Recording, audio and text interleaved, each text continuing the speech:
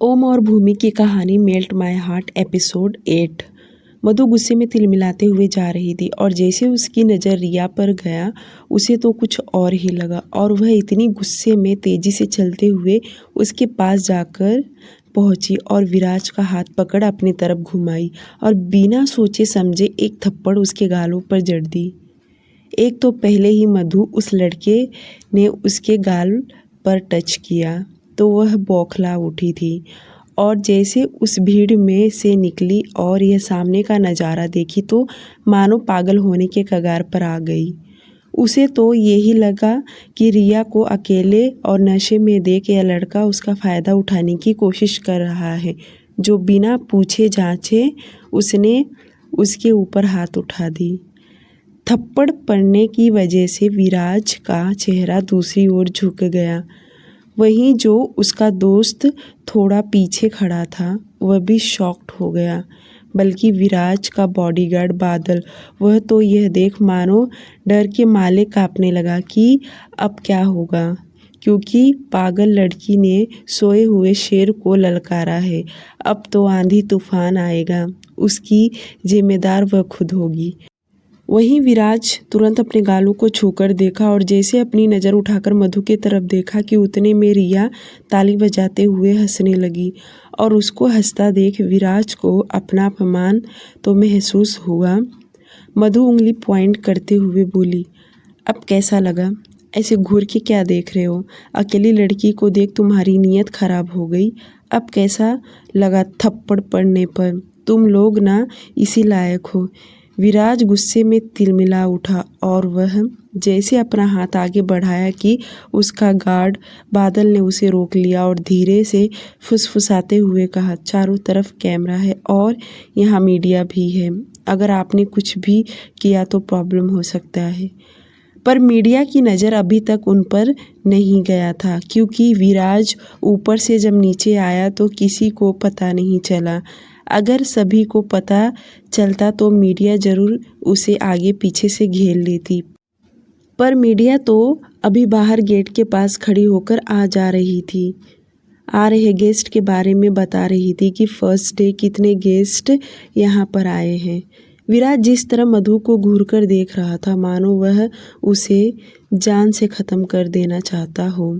रिया तो हंसने लगी, क्योंकि ड्रिंक जो इतना कर रखी थी और उसकी हंसी देख विराज को अपना अपमान लगने लगा। विराज के गालों पर थप्पड़ पड़ते ही कुछ लोगों ने ही देखा था और नशे में होने की वजह से किसी ने ध्यान नहीं दिया कि यह विराज है। विराज अपने गार्ड बादल से कहा, यह लड़की इस क्लब से बाहर नहीं जानी चाहिए। इतना बोल विराज तेजी से क्लब से बाहर निकला और पार्किंग एरिया में आ गया था। उसने एक बार फिर से अपने गालों को छूकर देखा और अपनी पूरी ताकत लगाकर गाड़ी पर पंच दे मारा। इस वक्त गुस्से में था, अगर कोई उससे बात करने गया तो वह उस पर ही गुस्सा निकाल देगा, जिसके चलते उसके गार्ड्स भी साइड में खड़े थे। उनकी हिम्मत नहीं हुआ कि वह विराज को कुछ कहे। बादल अपने साथ उसकी दोस्त को बाहर लेकर आया था और भी दोनों कार में बैठे विराज की दोस्त ने उसे शांत होने के लिए कहा, पर विराज इस तरह शांत कैसे हो सकता है? वहीं बादल अंदर जाकर जिन लोगों ने देखा था उन लोगों को धमकी दिया। वैसे ज़्यादा किसी ने देखा नहीं था, सिर्फ स्टाफ के कुछ लोगों ने देखा। बादल का मोबाइल रिंग किया और जैसे उसने कॉल रिसीव किया कि विराज ने उसे कुछ कहा और तुरंत कॉल डिस्कनेक्ट कर दिया। पर यह सब कैमरे में रिकॉर्ड हुआ था कि बाकी के लोगों की नज़र नहीं गया और डीजे की आवाज़ से शोर से थप्पड़ की आवाज़ किसी ने नहीं सुन पाया। जो पास के स्टाफ ड्रिंक बना रहे थे बस उन्होंने ही देखा। इधर क्लब के अंदर मधु को अभी भी विराज के ऊपर गुस्सा आ रहा था। उसे तो यही लगा कि वह उसकी फ्रेंड को छेड़ रहा था कि उतने में लाइट चला गया और इसी बीच में मधु भी गायब हो गई। और जब लाइट आया तो रिया वहाँ अकेली खड़ी थी और 5 मिनट के बाद उसकी बाकी की जब दोस्त रिया के पास आई तो वह मधु के बारे में पूछने लगी, पर मधु तो वहाँ थी ही नहीं। बाकी की लड़कियाँ अब परेशान होने लगी। रिया तो नशे में धुत थी, उसे तो कुछ समझ में नहीं आ रहा। वह तो बस हंस रही थी तो कभी झूम रही थी। ऐसे ही देखते देखते घंटे बीत गए, पर मधु का पता नहीं चला। अब तो बाकी लड़कियां परेशान हो गई और उसमें से एक लड़की ने उसे कॉल भी कर रही थी। रिंग तो जा रहा था, पर कॉल वह रिसीव नहीं कर पा रही, जो देख सब परेशान हो गई। उसमें से एक लड़की ने दूसरी लड़की से बोली, कहीं ऐसा तो नहीं यह लड़की किसी लड़के के साथ चली गई हो। उस लड़की की बातें सुन दूसरी लड़की उसे घूर कर देखते हुए बोली, तू क्या पागल हो गई है? एक बार मैं तुझ पर यकीन कर लूँगी कि तू ऐसा कर सकती है, पर मधु पर बिल्कुल भी नहीं।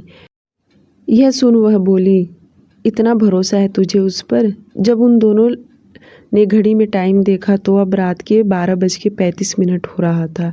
यह देख तो दोनों दंग हो गई, पर मधु का कोई पता नहीं चला कि वह कहाँ है। और तो और वह कॉल भी नहीं उठा रही। सबसे पहले दो लड़कियां पूरे क्लब के अंदर चेक करने लगी। वहीं रिया बैठ गई थी। उन्हें लगा वह गुस्से में बाहर आ गई होगी। उन्होंने बाहर भी आकर सब जगह चेक की, पर मधु उन्हें कहीं नज़र नहीं आई, जो देख उनकी परेशानी बढ़ने लगा। रिया नशे में होने की वजह से एक चेयर पर बैठ ही सो गई, जो देख एक लड़की बोली, अब हमें यहाँ से निकलना होगा। इतना बोलकर वे लड़कियाँ रिया का हाथ पकड़ के क्लब से बाहर निकली। सबसे पहले कैब बुक किया और आपस में बातें करने लगी। अगर मधु मिली नहीं तो हमें पुलिस कंप्लेन करना होगा। तो उसमें से दूसरी लड़की ने कहा कि पुलिस वाले इतना जल्दी कंप्लेन एक्सेप्ट नहीं करते, और तो और उन्हें यही लगेगा कि यह लड़कियां बिगड़ी हुई हैं जो इतनी रात को पार्टी कर रही हैं, वह तो हम पर ही शक करेंगे। ऐसी ही बातें करते हुए कैब में बैठकर वहाँ से निकल गई। उन्हें इस बात का भी टेंशन था कि मधु की मॉम उसका इंतज़ार करती होंगी, पर उन्हें मधु कहीं दिखाई नहीं दी। वहीं दूसरी तरफ क्लब के एक रूम में मधु को एक कमरे में रखा गया था। वह इस वक्त बेहोश थी। जब क्लब में लाइट गया था तब गार्ड ने उसके मुंह पर रुमाल में नशे की दवाई मिलाकर सूंघा दिया था। तभी गार्ड को विराज का कॉल आया। अपने बॉस का कॉल देख बादल ने तुरंत रिसीव किया। कॉल के दूसरी ओर से विराज अपनी रौबदार आवाज़ में बोला, उस लड़की को विजडम होटल लेकर आओ, क्योंकि उसका हाथ मैं खुद अपने हाथों से तोड़ने वाला हूँ। विराज का ऑर्डर पाते ही बादल ने मधु को उठाकर क्लब के दूसरे साइड से बाहर ले निकला और कार में उसे लेटा दिया और विजडम होटल के लिए निकल पड़े। करीब 1 घंटे के बाद गार्ड ने मधु को विराज के बेडरूम में ले जाकर लेटा दिया और जाके विराज को इन्फॉर्म कर दिया। विराज कुछ देर के बाद अपने कमरे में आया तो देखा उसके बेड पर पेट के बल वही लड़की सोई हुई है। उसे अपने बेडरूम में और बेड पर देख विराज का खून खौल उठा। विराज एकदम से बेड के पास आया और वह उसकी हालत देखकर ही पहचान गया कि यह लड़की इस वक्त बेहोश में है और वह उसे ऐसे समय में सज़ा नहीं दे सकता, क्योंकि विराज एक बेरहम इंसान था। विराज तिलमिलाते हुए कमरे से बाहर निकला और सीधे गार्ड के चेहरे पे जोरदार पंच दे मारा। उसके ऐसे मारने से गार्ड तुरंत नीचे फ्लोर पर गिर गया। विराज दांत पीसते हुए गार्ड पर चिल्लाते कहा, तुम्हारी हिम्मत कैसे हुआ उस लड़की को मेरे बेडरूम में ले जाने के लिए, मेरे बेड पर सुलाने के लिए? बोलो। गार्ड जो फ्लोर पर गिरा था वह डर के मारे दोनों हाथ जोड़ माफ़ी मांगते हुए बोला, बॉस मुझे माफ़ कर दीजिए, उससे बहुत बड़ी गलती हो गया। मैं अभी इसी वक्त उन्हें किसी और रूम में शिफ्ट कर देता हूँ। ये सुन तो विराज बौखला उठा और बादल को आवाज़ देकर बुलाया। फ़ोन पर किसी से बात कर रहा था। वह जल्दी से भागते हुए आया। उसने भी यह नज़ारा देख डर गया। विराज तेज आवाज़ में बादल से कहा, इसे अभी इसी वक्त दफ़ा करो, वरना विराज का ऑर्डर पाते ही बादल उस गार्ड को अपने साथ वहां से लेकर बाहर निकला। बादल के कहने पर ही दूसरे गार्ड ने मधु को उसके कमरे में लेकर गया था।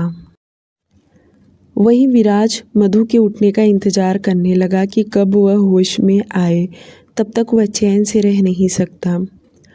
अगली सुबह विजडम होटल सुबह के 7 बजे।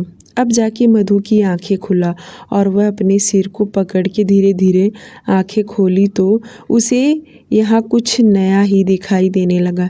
जो कि वह पूरी तरह आंखें खोल नज़र घुमाई तो उसे सीलिंग और साइड का फर्नीचर दिखाई दे रहा था और वह ये सब देख हड़बड़ा के उठ के बैठ गई।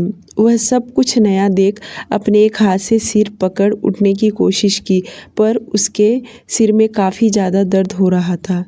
फिर भी बड़ी हिम्मत करके बैठी। वह इस कमरे को देख समझ गई कि वह अपने घर पर नहीं है बल्कि कहीं और है।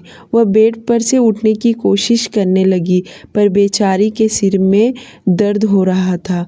वह जल्दी से उतरी और भागते हुए दरवाजे के पास गई और दरवाज़ा पीटने लगी, पर बाहर से दरवाज़ा बंद था। जो देख मधु लगातार उसे चिल्ला रही थी, प्लीज़ हेल्प मी, प्लीज़ दरवाज़ा खोलो। मधु दरवाजे को ज़ोर ज़ोर से पीट रही थी, साथ ही साथ में ये भी चिल्ला रही थी, प्लीज़ दरवाज़ा खोलो, कोई है, प्लीज़ प्लीज़ दरवाज़ा खोलो। कोमल, निशा, विधि, कहाँ हो तुम लोग? क्या तुम्हें मेरी आवाज़ सुनाई दे रहा है? प्लीज़ दरवाज़ा खोलो।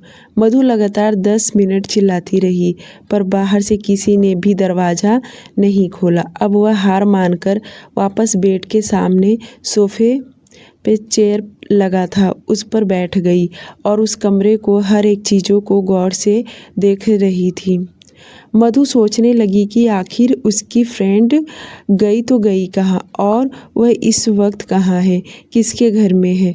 वह चारों तरफ अपनी नज़र फेर रही थी, पर उसे कुछ भी ठीक तरह से समझ में नहीं आया। आधे घंटे तक यूं ही चिल्लाती रही, दरवाजे पर ज़ोर ज़ोर से पीट रही थी, पर कोई दरवाज़ा खोला नहीं।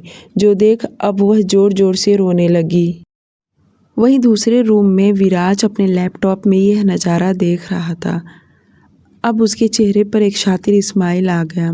कुछ तो उसके दिमाग में चल रहा था, पर क्या चल रहा था यह किसी को नहीं पता। विराज मंद मंद मुस्कुरा रहा था कि तब तक दरवाज़ा खटखटाने की आवाज़ आया। विराज बिना लैपटॉप बंद किए कमिंग बोला।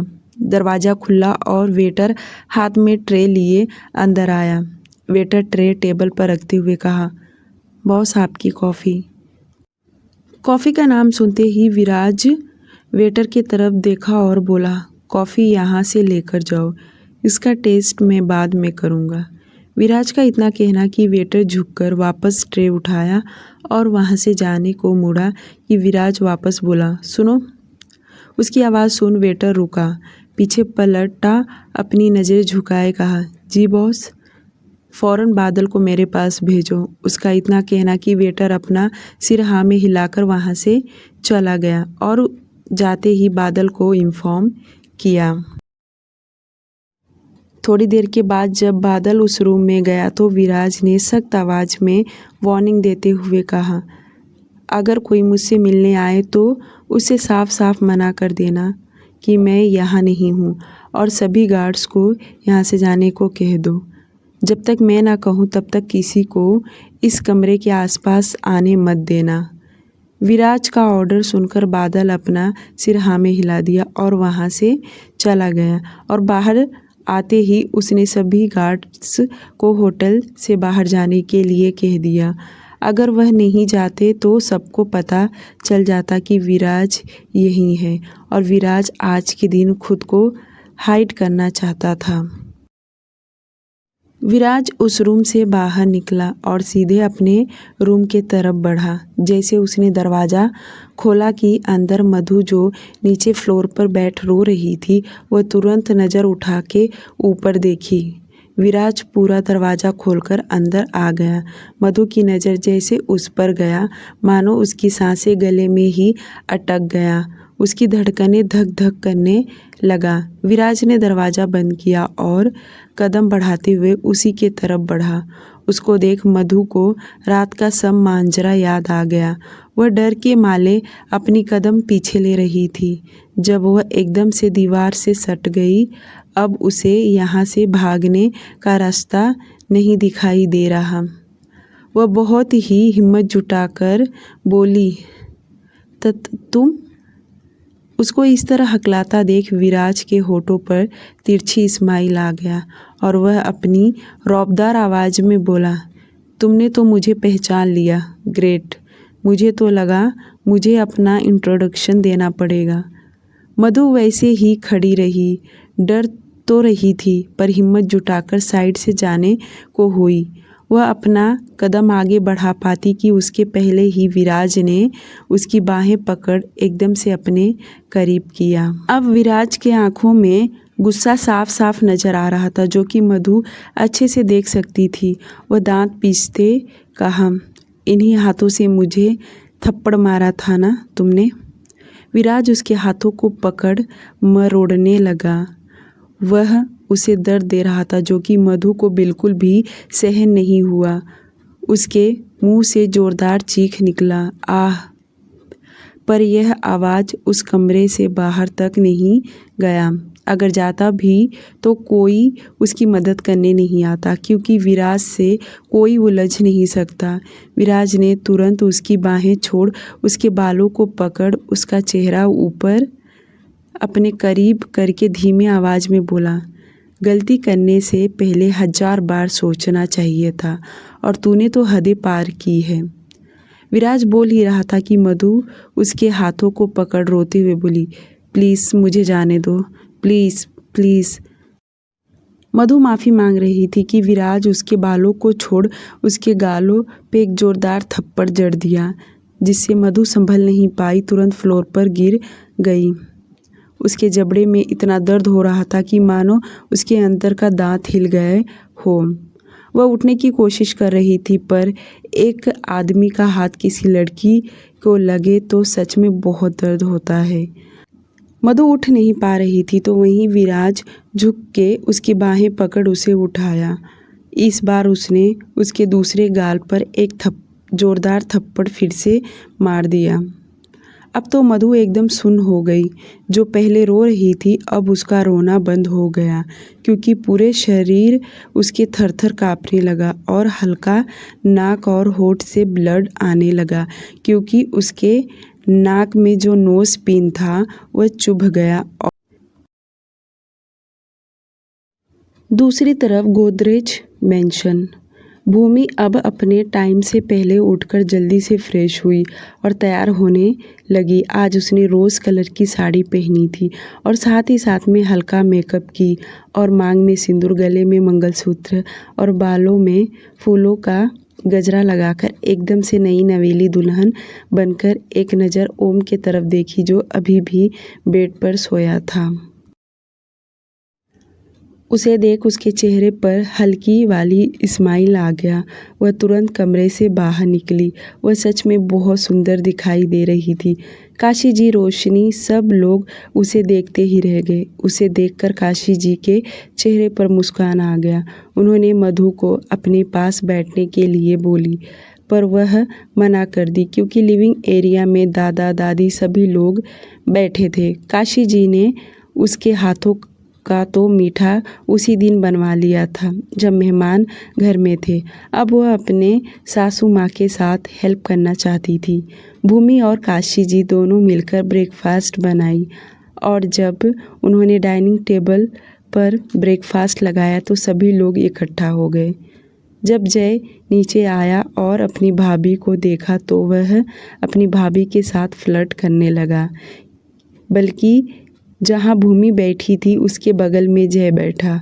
और लास्ट में ओम नीचे आया तो नीचे लिविंग एरिया में ज़ोर ज़ोर से हंसने की आवाज़ आ रही थी और जब ओम भूमि के बगल में बैठने वाला था तो देखा उसके लिए चेयर नहीं है क्योंकि जय बैठ गया था। उसने ऐसा जानबूझकर किया।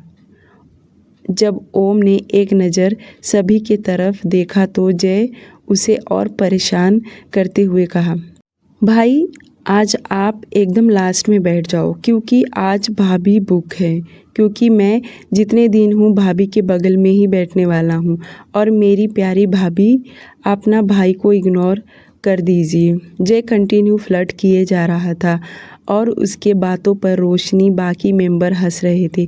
सबको पता था कि जय मजाक कर रहा है, पर ओम ने ज़्यादा सीरियस ले लिया। वह गुस्से में जय को वहाँ से उठाने वाला था, पर दादी ने उसे अपने पास बैठने के लिए बोली। ओम उनके बगल में बैठ तो गया था, पर उनकी नज़र कंटिन्यू भूमि पर ही था। पता नहीं क्यों, पर वह सारा गुस्सा भूमि पर निकालना चाहता हो। वह रह रह के भूमि को घूरे जा रहा था, जैसे कि सारा गुस्सा वह उस पर निकालना चाहता हो। करीब 35 मिनट के बाद ओम उठा और तुरंत मेंशन से बाहर निकला। उसके चेहरे पर गुस्सा साफ साफ झलक रहा था।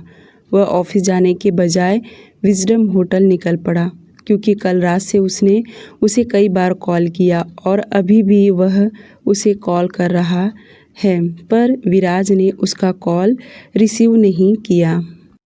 इधर विजडम होटल।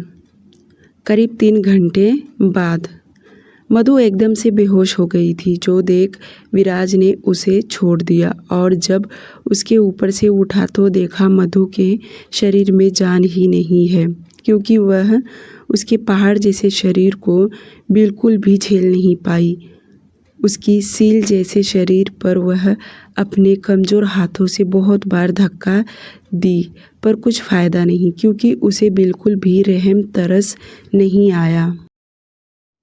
यह देख उसे कोई फ़र्क नहीं पड़ा, बल्कि वह उसके जबड़े को पकड़ हिलाकर देखा। वह बिल्कुल भी रिस्पॉन्स नहीं की, जो देख विराज अपनी नज़र उसके पूरे शरीर पर फेरा तो देखा उसका बेडशीट हर जगह जगह ब्लड के धब्बे लगे हुए हैं।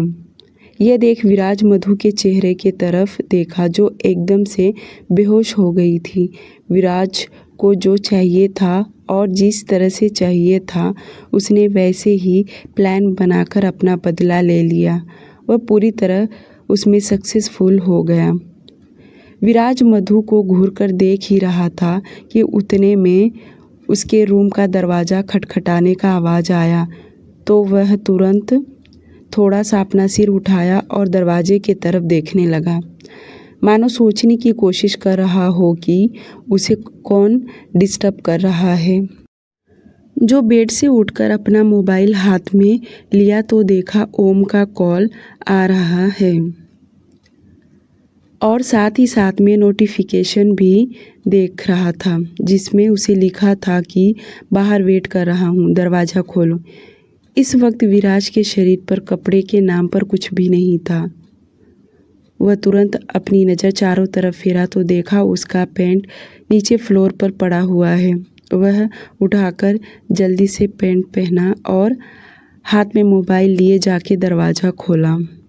उसका रूम लग्जरियस रूम था, काफ़ी बड़ा उसका रूम था और जो उसका बेडरूम था वह अंदर था और बीच में लिविंग एरिया बना था। दरवाज़ा खोलते ही सामने देखा तो ओम खड़ा था और जैसे ओम की नज़र विराज पर गया तो वह उसे ऊपर से नीचे तक देखने लगा, क्योंकि उसके बॉडी चेस्ट पर नाखून के निशान जो एकदम ताज़ा थे, यहाँ तक कि उसके गर्दन पर भी मधु के नेल्स निशान बन चुके थे। ओम विराज को अजीब तरह से देख रहा था। उसे देखकर वह भी समझ गया कि अंदर क्या हुआ रहेगा, फिर भी गला साफ करते हुए बोला, ये क्या हाल बना के रखा है। ओम की बातें सुनकर विराज अपना हाथ अपने सिर के बालों में फेरते हुए एक नज़र अपने आप को देखा और उसे किसी बात का न पछतावा न शर्म था। वह बिंदास बोला, 3 घंटे से सेक्स कर रहा हूँ। पूरी स्टोरी सुनने के लिए आप लोग प्लीज़ टेलीग्राम पर सुनिए, क्योंकि यूट्यूब पर इसका बहुत सारे अडल्ट सीन में कट कर रही हूँ।